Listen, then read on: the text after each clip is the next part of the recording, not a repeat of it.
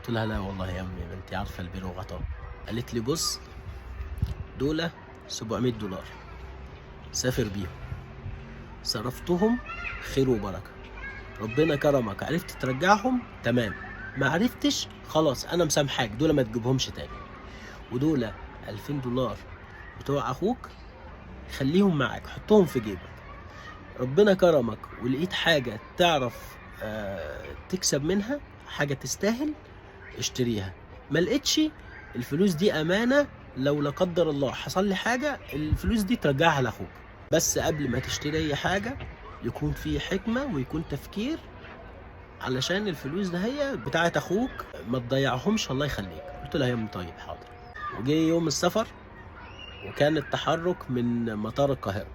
قبل ما اتحرك من أسيوط امي، يا احمد اجي معاك. قلت لها يا امي تيجي معايا فين؟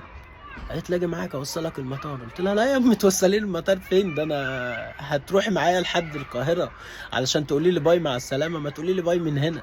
قالت لا اوصلك. قلت لها لا والله ولا توصليني ولا اي حاجه، انا عارف مشواري وسكتي فما تشغليش بالك. كنت حاجز قطر من اسيوط للقاهره، كنت حاجز قبلها بيوم بدل ما القطر يتاخر فالتذكره تفوتني، وخلاص رتبت شنطتي و... ورايحه المحطه. امي اجي معاك يا امي؟ لا والله خلاص سلمي عليا هنا وانا وامشي. قالت لي لا والله اجي معاك. قلت لها لا لا لا خليكي ما تشغليش بالك. بعدين قالت لي خلاص اجي معاك لحد المحطه. رحنا المحطه، القطر اتاخر شويه، وانا فاكر نظرات امي كويس خالص وفاكر اللحظه دي تماما، يعني ابص لامي الاقيها الدموع متحجره. يا امي مالك في ايه؟ تقول لي ما فيش. يا امي لا والله في حاجه. تقول لي لا ما فيش. ما تقولي مالك في ايه؟ ده انا مسافر رايح يعني كام يوم وراجع. تقول لي طيب، وكأن لسان حالها يقول فإذا خفت عليه فألقيه في اليم. خايفة عليا ومش عارفة تعمل ايه بس متوكلة على الله وخلاص. جه القطر، امي تقول لي اركب معاك. يا امي لا استهدي بالله، خلاص احنا قررنا.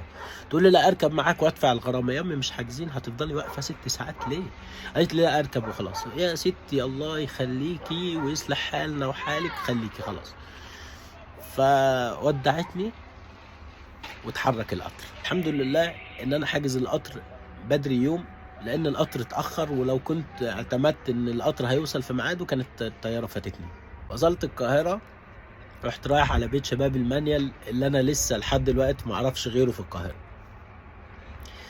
بيت هناك، نمت، صحيت تاني يوم الصبح في ثبات وصلابه، اخدت تاكس على المطار، ركبت الطياره. اول ما اتحركت افتكرت ابويا، بدات الدموع تنزل نقطه ورا نقطه. بعدها بدات في بكاء هستيري شديد معرفش ليه، لغايه ما المضيفه جات لي وجابت لي ميه.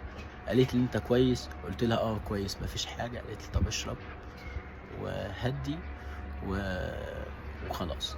كان حلمي بسيط زي اي حد، كان كل اللي بحلم بيه ان ابويا يودعني في المطار، لا اكتر ولا اقل.